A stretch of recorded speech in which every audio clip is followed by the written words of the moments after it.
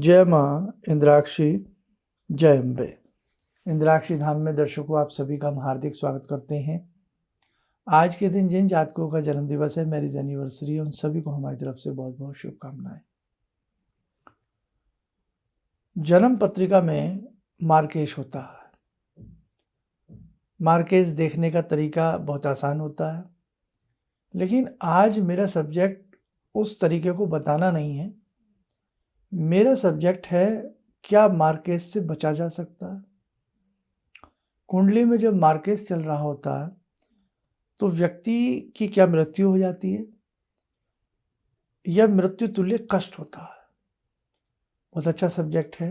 जीवन में जाना सबको है एक न एक दिन, कोई आज तो कोई कल, सभी की बारी आती है। तो जब पत्रिका में मार्केश चलता है तो व्यक्ति को वास्तव में कष्ट बहुत होता है, बीमार हो जाएगा, मृत्यु तुल्य कष्ट झेलेगा। लेकिन अगर कुंडली में पहले से आपको पता लग जाए कि उस वक्त आपको मार्केश आएगा तो उससे हम बच सकते हैं। आगे ईश्वर की इच्छा है। आपको आज हम कुछ ऐसे ही उपाय बताएंगे इस अंक में, जरूर सुनिएगा। आइए पहले आज का पंचांग देखें। 27 जनवरी सन 2023, संवत 2079, दिन शुक्रवार, माघ मास, शुक्ल पक्ष, तिथि षष्ठी, नक्षत्र रेवती, राहु काल 10:30 से 12, दिशा सूल पश्चिम। जन्म जातक गणमूल नक्षत्र की श्रेणी में होंगे। अब देखो, सबसे पहली बात, हम किसी का हाथ देख रहे हैं, अगर कुंडली नहीं है तो हाथ में भी मार्केश के योग होते हैं, लक्षण होते हैं।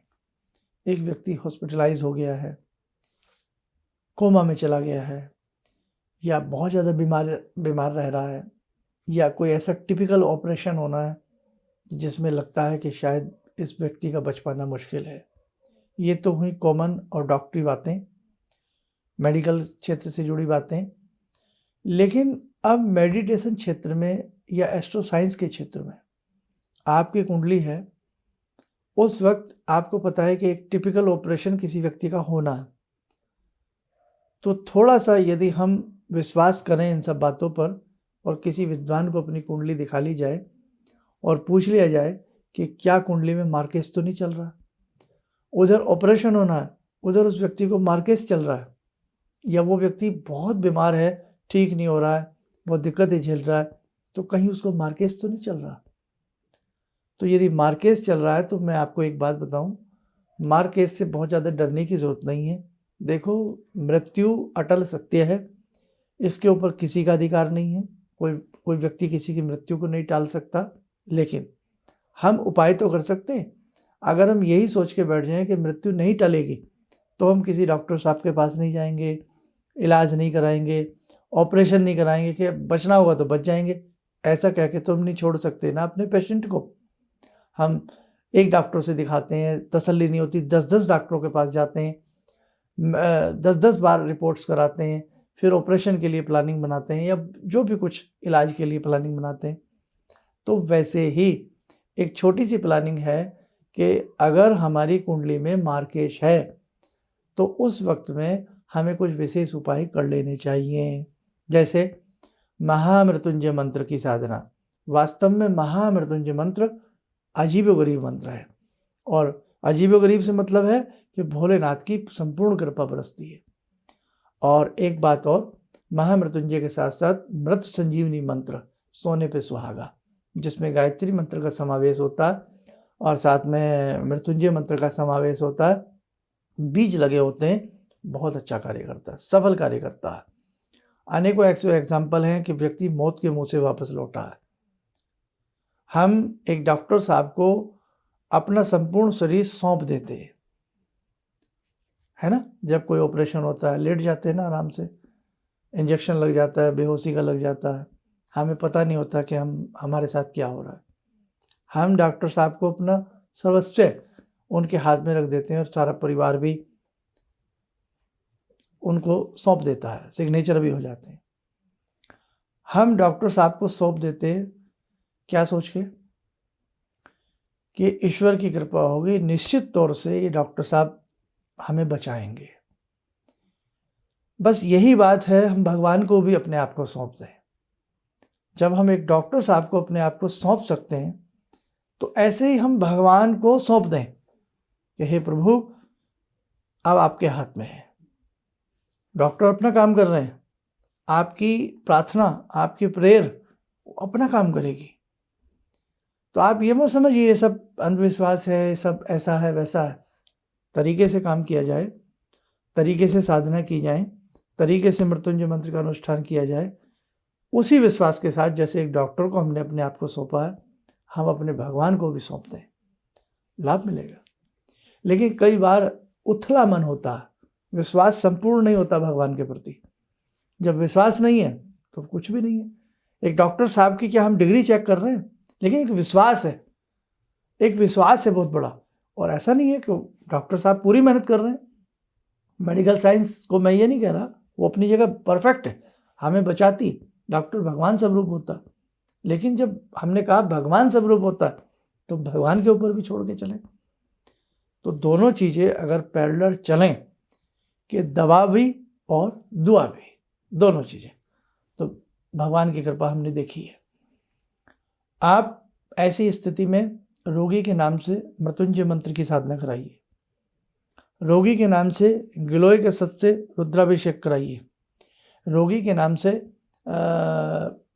इसका नीम के सत का प्रयोग कराइए। अनेकों प्रकार के तरीके हैं। महामृत्युंजय मंत्र के साथ साथ रुद्राभिषेक का विधान सोने पे सुहागा। और रुद्राभिषेक तो वैसे भी अनेकों कार्यों में काम करता है। शत्रु बाधा के लिए सरसों का तेल प्रयोग किया जाता है, लक्ष्मी प्राप्ति के लिए गन्ने का रस और इसका क्या कहते हैं, बेल का रस, जो गूदा बनता है, आप बेल का रस पीते हैं गर्मियों में, बेल के रस का प्रयोग किया जाता है लक्ष्मी प्राप्ति के लिए। अनेकों विधान हैं, बहुत अच्छे अच्छे विधान हमारे शास्त्रों में। तो आज आपको यही कहना चाहता हूँ कि कुंडली में अगर मार्केश है तो बहुत ज़्यादा डरने की ज़रूरत नहीं है। एक विश्वास करिए, मेडिकल साइंस पर भी विश्वास रखिए और भगवान के ऊपर भी विश्वास करके अच्छे मंत्र से, अच्छी साधनाओं से जुड़िए, अच्छा अपने लिए अनुष्ठान कराइए, तो कहीं ना कहीं अवश्य हमारी जीत होगी। और यदि आप स्वयं रोगी हैं, मार्केस चल रहा है आपके ऊपर, अपने लिए जैसे मृत्युंजय मंत्र की साधना स्वयं भी कर सकते हैं। अनेकों मंत्र हैं, लघु मृत्युंजय पढ़ सकते हैं, महामृत्युंजय पढ़ सकते हैं, मृत संजीवनी मंत्र आप पढ़ सकते हैं, मृत्युंजय स्तोत्र आप पढ़ सकते हैं, भगवान शिव के अनेकों स्तोत्र वो आप पढ़ सकते हैं, हनुमान जी की वीर लांगुर साधनाएं हैं वो आप कर सकते हैं, दुर्गा सप्तशती का अलौकिक चमत्कारिक मंत्र है रोगान शेषान बहंसी वाला, वो आप अपने लिए जप सकते हैं। दुर्गा सप्तशती में मृत्युंजय मंत्र का संपुट लगा करके उसके सतचंडी आप करा सकते हैं, रुद्र चंडी आप करा सकते हैं, लघु चंडी आप करा सकते हैं। तो देखो भैया, बहुत अच्छी अच्छी चीज़ें हैं जिनसे हम अपना बचाव कर सकते हैं। बस आज का सब्जेक्ट मेरा यही था। मार्केश होता है जो मृत्यु तुल्य कष्ट होता है, और कई बार मार्केश के तहत हम संसार से विदा भी हो जाते हैं, लेकिन अगर समय रहते कुछ कर लिया जाए तो ईश्वर की कृपा भी होती है। आइए, भगवान शिव की बात की है तो भगवान शिव की ही साधना से इस अंक में हम जुड़ते हैं। ओम आत्मा त्वं गिरिजामति सहचरा प्राणा शरीरं गृहं पूजा ते विषयोपभोग रचना निद्रा समाधिस्थिते संचारा पदयो प्रदक्षिण विधेः श्रोत्राणि सर्वागिरो यद्यात् कर्म करोमि तद्दखिलं शम्भोस्तवाराधनम् चन्द्रोद्भासित शेखरे स्मर हरे गंगाधरे शंकरे सर्पे भूषित कंठ कर्ण विवरे नेत्रोत्तवे स्वानरे दन्ते त्वकृत सुंदरां वरदरे त्रैलोक्यसारे हरे मोक्षार्तिं कुरु चित्तवृत्त्यमचलं मन्येस्तु किं कर्म वे वन्दे देव उमापतिं सुरगुरुं वन्दे जगत्कारणं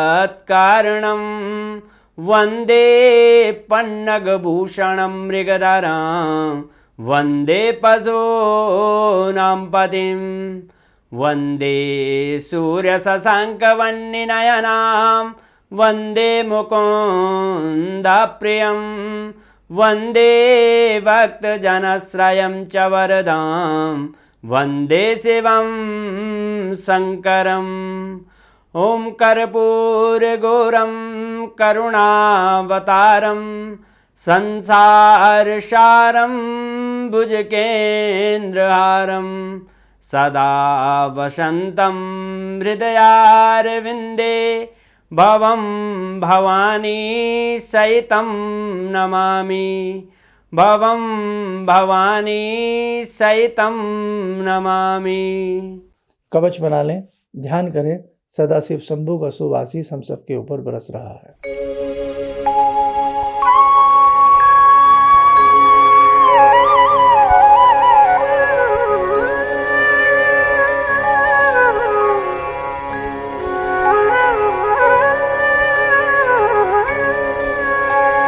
ओम बोलते हुए नेत्र खोलें, सामान्य हो जाए।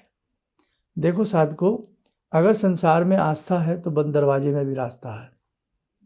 अगर सही रूप में हम बहुत सारे समय पर उपाय कर लें तो बचाव होता है बहुत सारी चीज़ों से। इसीलिए अपने जीवन में अपने बच्चों की या किसी की भी वैदिक पत्रिकाएं बनवाएं।